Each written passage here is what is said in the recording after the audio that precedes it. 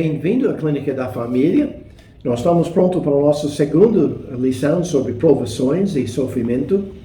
Na primeira lição, a gente falou sobre as fontes, por que a gente sofre, de onde vem o sofrimento, de onde vem as provações. E hoje a gente quer continuar isso. Na primeira lição, a gente mencionou que as provações, o sofrimento, vêm por causa do pecado de Adão e Eva. Também por causa do nosso próprio pecado. A gente provoca outros, a gente faz coisas que necessitam correção de Deus. Às vezes vem diretamente dos outros, por causa da iniquidade que está no coração deles. E o quarto é que vem de Deus. Deus permite isso. Por que Ele permite isso?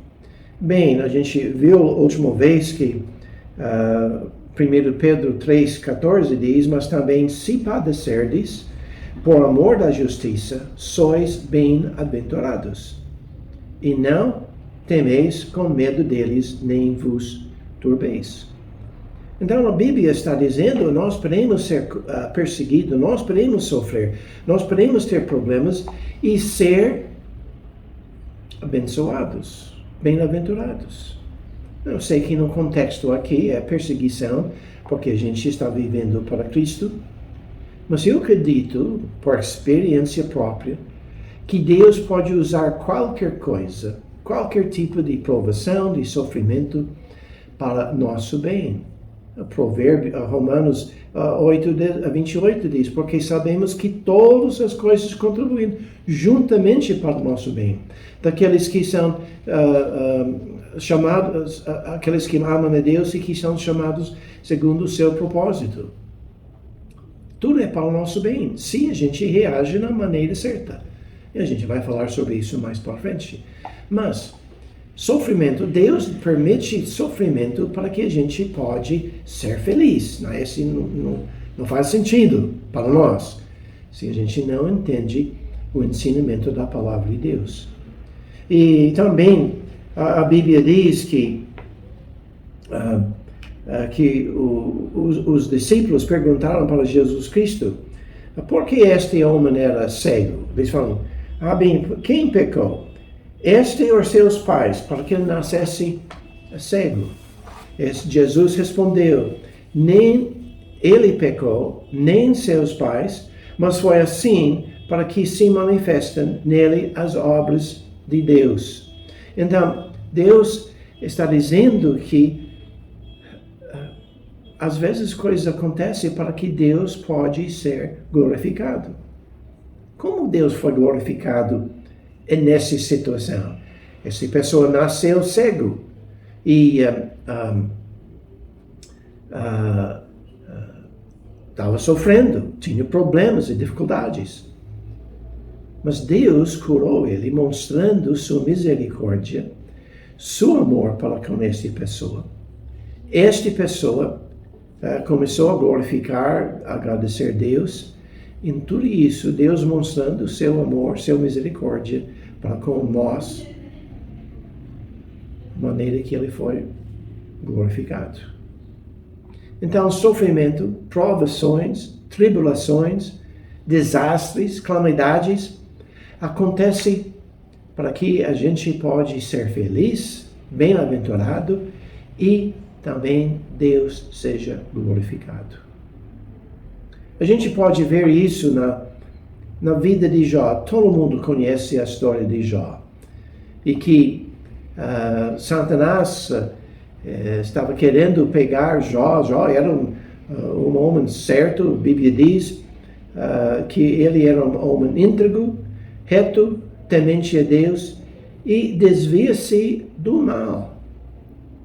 Então Satanás está dizendo, ele somente está honrando você porque você, Deus, tem colocado proteção ao redor dele, tem abençoado ele, é muito rico, e ele somente louva o Senhor por causa das coisas que você tem dado para ele.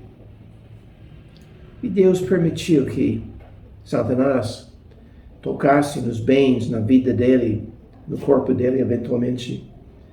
E Deus permitiu isso para um propósito, para uma grande lição para nós. E dou graças a Deus que a gente tem esta lição. E Jó perdeu sim as suas riquezas, perdeu seus filhos, perdeu o apoio da sua esposa, perdeu a amizade dos seus 3 amigos, e eles chegaram a realmente desprezar ele. E esses 3 amigos, supostamente, sim, estavam querendo ajudar ele, mas não sabiam nada sobre a verdade. Elifaz chegou acusando Jó com os outros de pecado. E como ele sabia isso? Porque ele tinha recebido uma visão.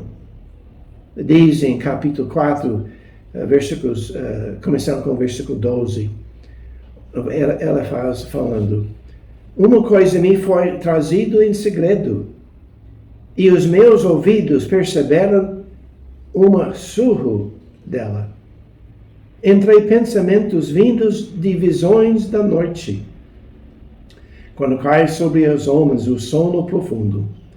Sobreviveram-me o espanto e o temor, e todos os meus ossos estremecem. Então o Espírito passou por diante de mim, faz-me arrepiar os cabelos da minha carne. Parou ele, porém não conheci a sua feição. Um vulto estava diante dos meus olhos. Houve silêncio e ouvi uma voz que dizia, e esta voz estava dizendo: Jó é pecador. Então, muitas pessoas estão confiando em todo tipo de coisa, senão a palavra de Deus. Revelações, visões, e muitos desses vêm de Satanás, ou numa forma de um médium, ou uma forma de um pastor. Eles estão falando coisas que não são certas. E a gente precisa apoiar todo o nosso conhecimento sobre a palavra de Deus. Nós precisamos ser transformados pela renovação do nosso entendimento. A gente precisa deixar a palavra de Deus dizer como a gente deve reagir.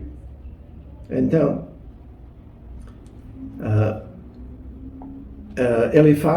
ele estava confiando nas suas revelações. Mais tarde, ele fala: segundo eu tenho visto, os que levavam iniquidade e semeiam mal seguem o mesmo. Então, fala: o que eu tenho visto. Estava confiando numa mensagem. Ele achava que era de Deus. Acredito que ele era uma pessoa sincera, mas ele não conhecia a verdade, não conhecia, para nós, não conhecia a palavra de Deus. Então, tem Bildade, o segundo homem que chegou aqui. E ele estava acusando Jó por causa do tradição, doutrina do homem, a experiência. Ele fala em capítulo 8, pois eu te peço, pergunta agora às gerações passadas, e prepara-te para a inquirição de seus pais. Então ele estava apoiando sobre as tradições do homem, as gerações passadas, o que eles experimentaram, o que eles estavam ensinando. E, mais uma vez, o que era mais importante para ele, aprendendo ou entendendo o sofrimento, não era a palavra de Deus. Não era o que Deus estava ensinando. Estava tirando o foco de Deus, e estava causando Jó de duvidar a bondade de Deus nas suas vidas. Como que Deus pode me punir quando eu não tenho pecado? Mas essas pessoas dizem que eu estou com pecado, mas eu não estou vendo este pecado, etc, etc. Então os homens estavam apoiando-se não somente em revelações e visões, mas também na experiência, a história, o que as pessoas no passado tinham visto, como eles têm interpretado as coisas, longe de Deus, usando seu próprio raciocínio para chegar às conclusões. E nós temos muitos problemas com isso, o raciocínio. E esse foi o problema de Zofar. Ele fala em capítulo 11, pois dizeis, a minha doutrina é puro e limpo aos teus olhos. Doutrina, filosofia, o que ele pensava, o raciocínio dele. Deve ser que Deus está punindo você, Deus é um Deus justo, verdade. Deus castiga o pecado, é verdade. Então, você está sofrendo porque Deus está castigando você, está punindo você. Mentira. Nem sempre os problemas e dificuldades é resultado de pecado. Então, Deus permite essas coisas acontecer.